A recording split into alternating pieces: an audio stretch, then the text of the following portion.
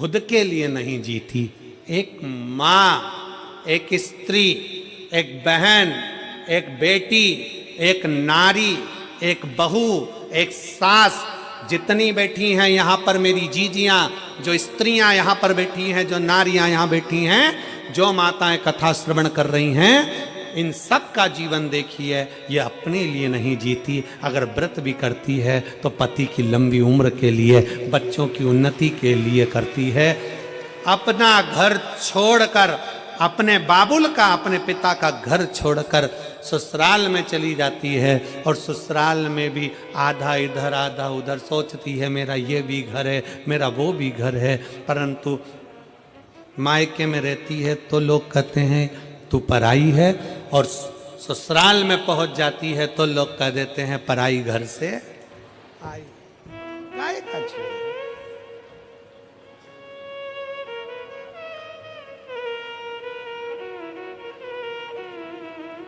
खुद के लिए नहीं जीती, स्वयं के लिए नहीं जीती। वो पूरा जीवन उसने अपने परिवार को दिया है, पूरे परिवार, पूरा जीवन दिया। और परिवार वालों से क्या चाहिए एक स्त्री को, एक नारी को? शंकर भगवान की धर्म पत्नी माता पार्वती जी को शंकर जी से क्या चाहिए था? शिव जी से क्या चाहिए? केवल आदर। क्या चाहिए? सम्मान, आदर। 33 कोटि देवता में कोई देवता ऐसा नहीं जिन्होंने अपनी धर्म पत्नी को इतना आदर दिया हो जितना शंकर भगवान ने पार्वती को दिया है।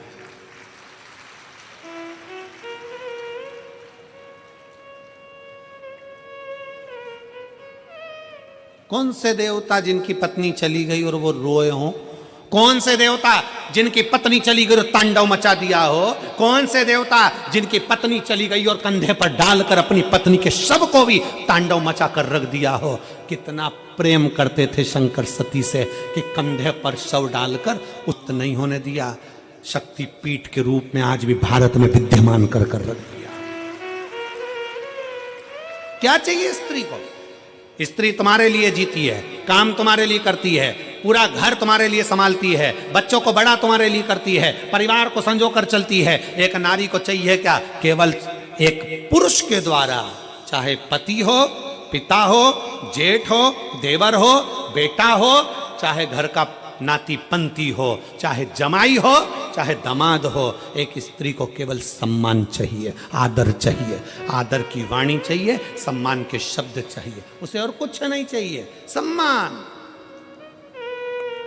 33 कोटि देवता में, देवताओं ने भले अपने पास में अपनी देवियों को बिठाया होगा, अपने पास बिठाया होगा। आप देखिए माता लक्ष्मी भगवान नारायण के पास में है, उनके चरणों में है। ब्रह्माणी जी के पास में है, राम जी के पास में सीता है, कृष्ण कन्हैया के पास में राधा जी हैं, सब देवता के पास में सारी देवियां हैं, उनके नजदीक में है।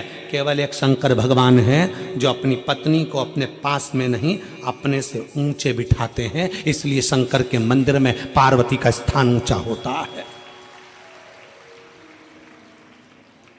शिव जी से ऊंचा पार्वती का स्थान है। उज्जैन चले जाओ, महाकाल बाबा जमीन पर विराजमान है और पार्वती मैया ऊंचे स्थान पर। सोमनाथ चले जाओ, माता पार्वती ऊंचे स्थान पर बैठी हैं। आप ओमकारेश्वर चले जाओ, माता पार्वती ऊंचे स्थान पर बैठी हैं। शंकर भगवान के मंदिर में पार्वती मैया का स्थान ऊंचा है क्योंकि शंकर भगवान अपनी पार्वती को ऊंचे स्थान पर रखते हैं, आदर देते हैं, सम्मान देते हैं। और जिस घर में नारी का सम्मान होता है उस घर में कभी बरकत की कमी नहीं होती। इसलिए पार्वती मैया को शंकर भगवान ने सम्मान दिया तो उनके घर में रिद्धि भी आई, उनके घर में सिद्धि भी आई और उनके घर में बुद्धि भी आई। अगर जहां नारी का सम्मान होता है वहां रिद्धि सिद्धि बुद्धि तीनों आती है। आज के जमाने में अगर कोई नारी से पूछा जाए क्या चाहिए, केवल सम्मान। अच्छे से तो बोलो जी, प्रेम से तो बोलो। शादी में जा रहे हैं, गाड़ी लेकर बुड़ करते जा रहे हैं, चले जा रहे हैं, खाना खा के बस निकले ही थे और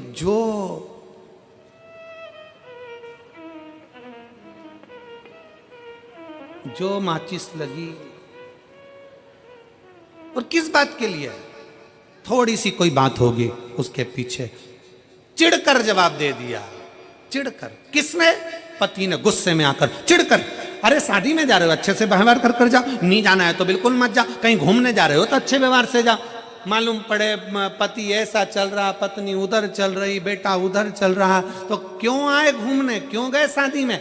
व्यवहारिकता, प्रेम। अभी कथा कह रही थी वस्तु और व्यवहार में सबसे ज्यादा जरूरी है, जम के बोलो, व्यवहार। तुम भले उसको चांदी की थाली में रोटी मत खिलाओ, पर चांदी जैसे बोल तो बोलो रे, सम्मान के शब्द तो बोलो रे, इज्जत के वाणी तो बोलो। व्यवहारिकता खत्म।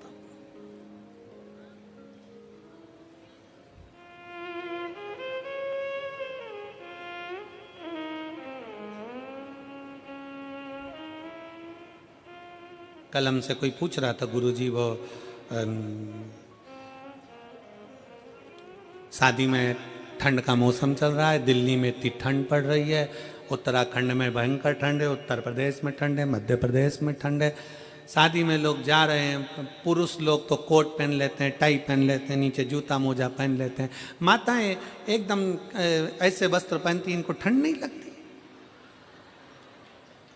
इनको ठंड नहीं लगती। हमने कहा नहीं, लगती तो है, पर शादी में एक दूसरे को देख के इतनी अंदर से जल जाती है ना कि आग अंदर के अंदर भरी रह जाती है। ठंड समार भीतर की अंदर की, इनको ठंड नहीं लगती। लगे शिव पुराण कह रही है, अरे भाई क्यों जलना, क्यों ईर्षा रखना, क्या किसको रोइए, चादर तान के सोइए।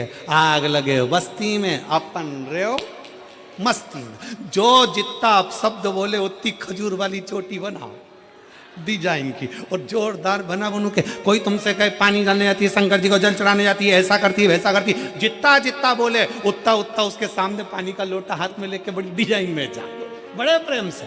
आग लगे बस्ती में, अपन रहो मस्ती में। क्या किसको रोइए, चादर तान के सोइए। अरे कई माताएं कहती, कई बेटियां कहती, अरे गुरुजी उसने ऐसा कह दिया, कई बहुआं कहती उन्होंने ऐसा कह दिया, उसने ऐसा बोल दिया, कई लड़के कहते उसने ऐसा कह दिया, उसने वैसा कह दिया। अरे दूसरे कहते रहेंगे तो क्या अपन अपन जीना छोड़ देंगे? लोग अच्छा बोले बुरा बोले। क्रिकेट देखा है? बोलो तो जम के। क्रिकेट देखा है? फुटबॉल देखिए, हॉकी देखिए, कबड्डी देखिए, खो खो देखिए। मैदान में क्रिकेट हो रहा है, मैदान में फुटबॉल खेली जा रही है, मैदान में हॉकी खेली जा रही है, पूरा ग्राउंड खचाखच भरा है, सब चिल्ला रहे हैं, और क्रिकेट वाला अपना बैट और अपना बॉल चला रहा है। उसको मालूम है ये चिल्लाते रहेंगे और मुझे अपना कर्म करना है, इसलिए मुझे आगे बढ़ना है। दुनिया चिल्लाती रहेगी, अपशब्द कहती रहेगी, ताने देते रहेंगे, गालियां देते रहेंगे, लोग चिढ़ते रहेंगे, आपस में बीच बीच में कुड़ते रहेंगे, पर अपने को अपना छक्का और चौका लगाते रहना है और आगे बढ़ते रहना। अपन बढ़ो ना। उसने कुछ कह दिया, मुंह फुला के बैठ गया। उसने कुछ बोल दिया, पति आया दुकान से,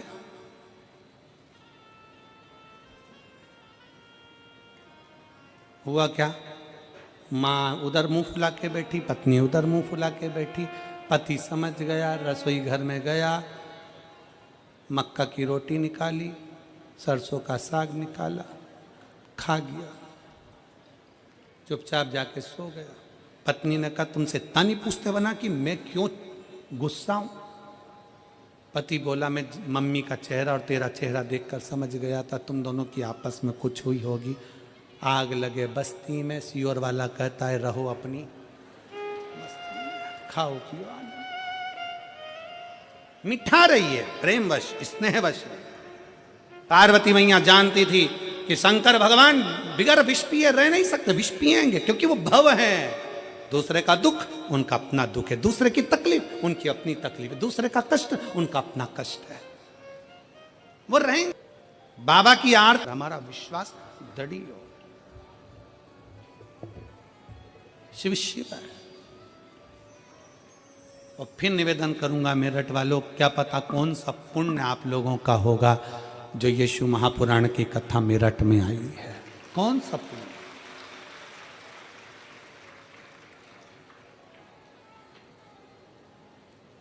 दिसंबर ये 2024 के विराम की कथा रायपुर छत्तीसगढ़ में 24 दिसंबर से 30 दिसंबर तक होगी। ना जाने कौन सा पुण्य छत्तीसगढ़ वालों का होगा जो दिसंबर एंड में भी शिव कथा है, और जनवरी 2025 में पहली कथा छत्तीसगढ़ हाले को सछुरिया में है। विराम भी 24 का और 25 का प्रारंभ दोनों ही छत्तीसगढ़ में। कुछ पुण्य होगा आपका। पार्वती मैया जान गई भगवान शंकर ये विष पिएंगे, शिवजी विष लेंगे। समझाऊं तो कैसे समझाऊं, क्या करूं?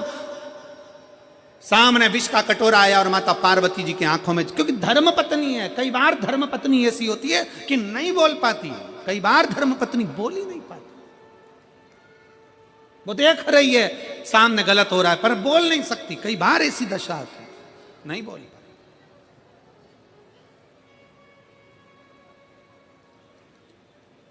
किससे कहे, क्या कहे, किससे बोले? जिसने पत्र लिखा है अगर वो बहन आई हो तो बेलपत्र लेने आ सकती हैं। नाम माधुरी चौहान, ग्राम बरखेड़ा, जिला फरुखाबाद, उत्तर प्रदेश की हैं। मेरा मोबाइल नंबर ये, आ सकती हैं बेलपत्र। शिव तत्व की प्राप्ति हो शंकर। और फिर निवेदन करेंगे, कई लोग हमसे कहते हैं गुरुजी हम व्यासपीठ के पास में आते हैं एक बेलपत्र लेने के लिए, यहाँ से कोई गिफ्ट, कोई आइटम, कोई सामान इस व्यासपीठ से हम देना पसंद नहीं करते, क्योंकि इस बेलपत्र के आगे दुनिया का सारा ठाट और बाट फीका है, सब फीका।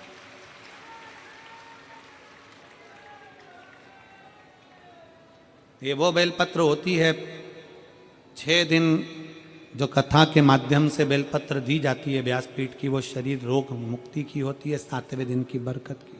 तो उस हिसाब से उस बेलपत्र के आगे सब फीका है, सब। दुनिया का सुख है भगवान शंकर का एक स्वरूप।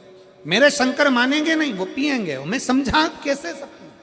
धर्म पत्नी माता पार्वती जी और रो रही हैं, आंखों में आंसू भर गया। नंदी ने पूछा, माँ जब शंकर जी विष पिएंगे तो कैसे उस हलाहल विष को पचा पाएंगे, क्या होगा? पार्वती मैया ने कहा, चुप रहे नंदी, आप शंकर को विष पीने दे।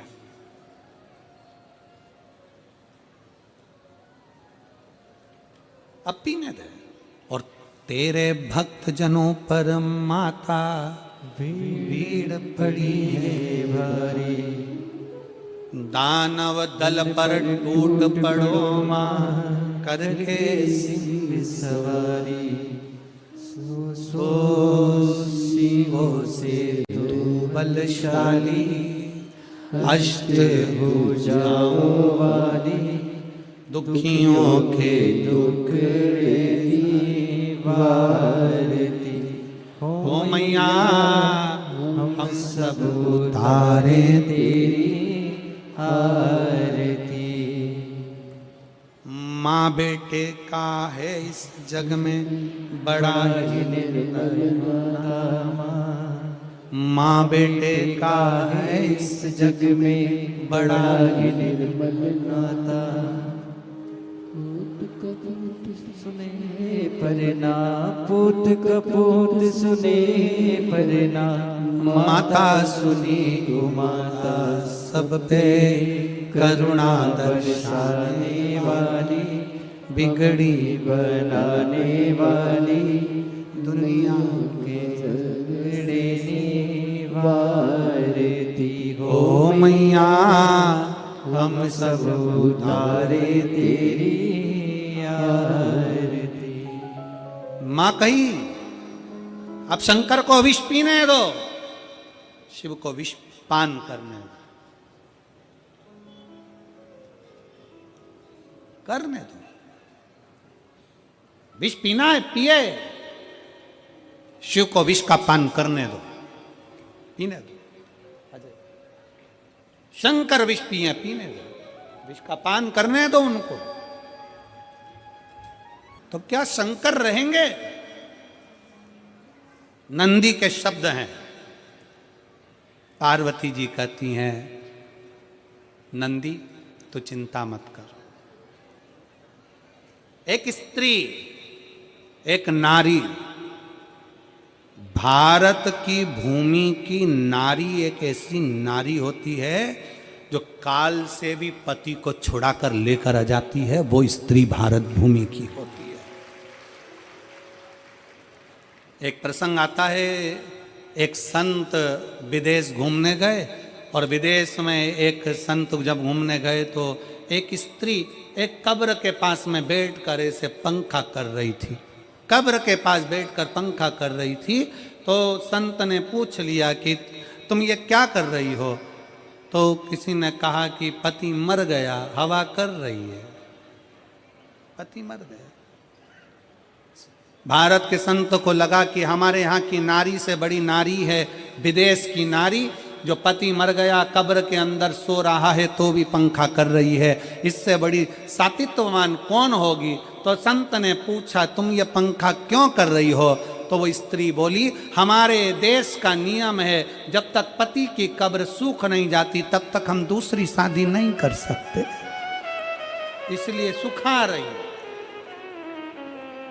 हवा कर करके सुखा। संत जान गए भारत की नारी के आगे सब नारियां फीकी हैं, क्योंकि भारत माँ है, सभ्यता और संस्कृति की देने वाली है। बोल भारत माता की जय। ये सभ्यता और संस्कृति की देने वाली है। ये भारत की भूमि साधारण है। हर चंदन है इस देश की माटी, तपोभूमि हर ग्राम है। हर बाला देवी की प्रतिमा, बच्चा बच्चा राम है। जिसके सैनिक समर भूमि पर गाया करते गीता है, उसी माटी के हल्के नीचे खेली करती सीता है। ये वो माटी है, ये वो भूमि है जहां पर भारत की माताएं अपने पति के लिए जोहर कर जाती हैं। ये सहज भूमि है? नहीं।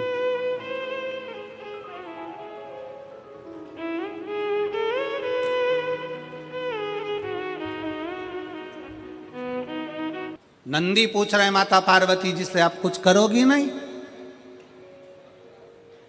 भगवान शंकर को देखते देखते, जैसे ही शंकर भगवान ने, जैसे ही भोले बाबा ने, ओघड़नाथ ने, मेरे शंभू ने, त्रिकालदर्शी कैलाशी ने हाथ में विष का कटोरा लिया, मुख में विष पीने वाले थे, इतनी देर में तो मेरी जगत जननी जगदम्बा दुर्गा शंकर भगवान के कंठ पर जाकर बैठ गई। माध्य शक्ति भवानी मां दुर्गा शिव के कंठ पर जाकर,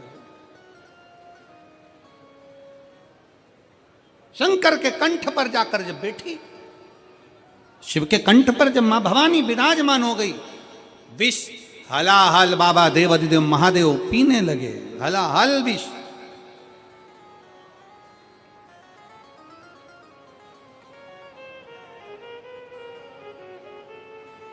और कर्पूर घोरम करुणावतारम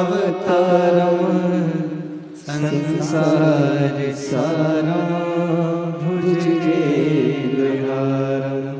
सदा वसंतम हृदयारविंदे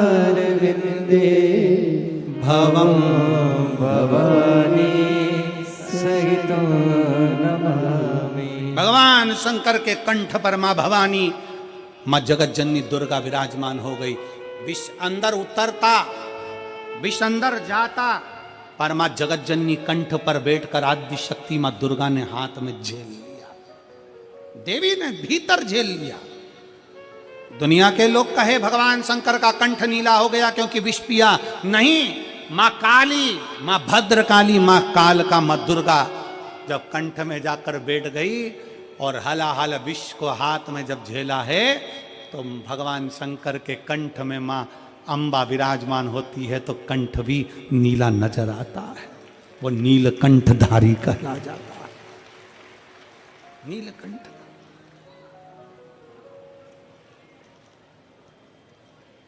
स्वयं शिव विराजे हैं, स्वयं शंकर, भोगड़दानी शिव विराजमान। कंठ में माता पार्वती जी विराजमान हुए। हलाहल भी अंदर पहुंचे नहीं, गले में कंठ पर झेल लिया, कंठ पर झेला है मां। कंठ में जाकर विराजमान होकर हलाहल विष को झेल रही हैं, कंठ के अंदर विराजमान होकर झेल रही हैं।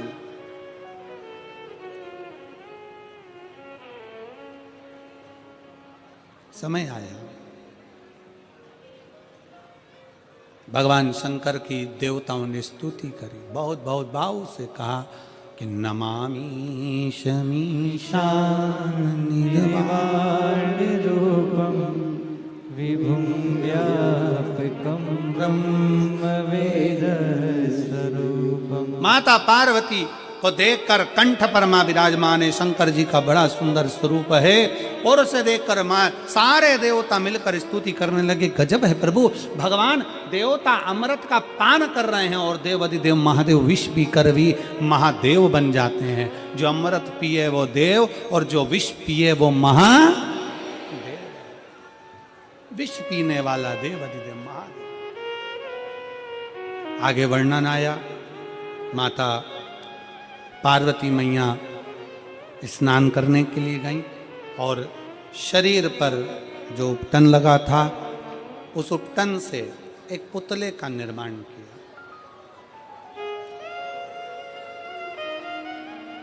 उपटन से एक पुतले का निर्माण करते हैं। उस पुतले का निर्माण कर कर उस पुतले में सखियों के कहने पर माता पार्वती जी ने प्राण दे दिए। उसका नाम विनायक हुआ। दरवाजे पर उसको रोका गया। मां अंदर स्नान कर रही है, किसी को भीतर प्रवेश ना दिया जाए, विनायक से कहा गया। ठीक है मां। और भगवान विनायक दरवाजे पर बैठ गए। भगवान शंकर का आगमन हुआ। जैसे ही शिव जी का आगमन हुआ, आगमन होते से ही विनायक ने उनको रोक दिया। ए बाबा, कहाँ जा रहे हो? रोका। शंकर भगवान को क्रोध आया, उन्होंने त्रिशूल निकालकर विनायक का सिर काट दिया। विनायक का जब सिर कटा, पार्वती माँ के गोद में जाकर गिरा। पार्वती मैया को क्रोध आया, मैं ब्रह्मांड को तोड़ दूंगी बाबा, मेरा पुत्र जीवित होना चाहिए। गणों को आज्ञा दे दी है। और चकित भय सुन के कैलाशी, करूं जीवित में अविनाशी। गणों से यूं बोले वाणी, शीघ्र ही लाओ कोई प्राणी। जिसे भी पैदा तुम पाओ, मनुष्य या पशु हो ले आओ। शीघ्र बन जाए शीश गज लाए, दिया जुड़वाए। गए गण हाथी का शीश लेकर आ गए, शंकर जी के हाथ में दिया। बाबा भोलेनाथ ने, मेरे शिव जी ने विनायक के धड़ पर हाथी का शीश लगा दिया। देवताओं ने स्तुति करी है, चारों तरफ आनंद समाहित हो गया। बोल गणेश जी महाराज की जय।